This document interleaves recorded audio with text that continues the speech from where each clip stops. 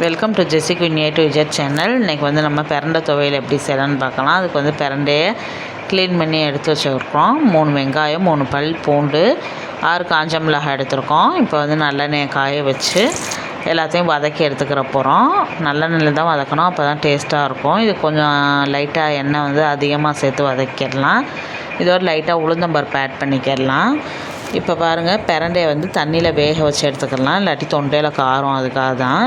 சின்ன பசங்கள்லாம் சாப்பிட்றனால வேக வச்சு எடுத்துக்கிடலாம். இப்போ நல்லெண்ணெயில் வந்து இதை நல்லா வதக்கி எடுத்துக்கணும். தேவையான அளவு உப்பு, நெல்லிக்காய் அளவு சைஸு புளி எடுத்துக்கிடலாம். புளி சேர்க்கும்போது தான் அந்த புளிப்பு சுவைக்கு வந்து நம்ம காரத்தன்மையை ஃபுல்லாக எடுக்கும், அதுக்காக தான். நல்லா வதக்கி எடுத்துக்கலாம். பிரண்டை பார்த்திங்கன்னா உடம்புக்கு ரொம்ப நல்லது. பசிக்காத பசங்கள்லாம் நல்லா சாப்பிடுவாங்க. இது அதிகமாக சேர்க்கும்போது வயிற்று புண்ணு எல்லாமே ஆற்றும். பிரண்டை அதிகமான அளவு சேர்த்துக்கலாம். ஊறுகாயை போட்டு கூட நம்ம யூஸ் பண்ணிக்கலாம். நீங்களும் இந்த மாதிரி ட்ரை பண்ணி பாருங்கள். தேங்க்யூ ஃபார் வாட்சிங்.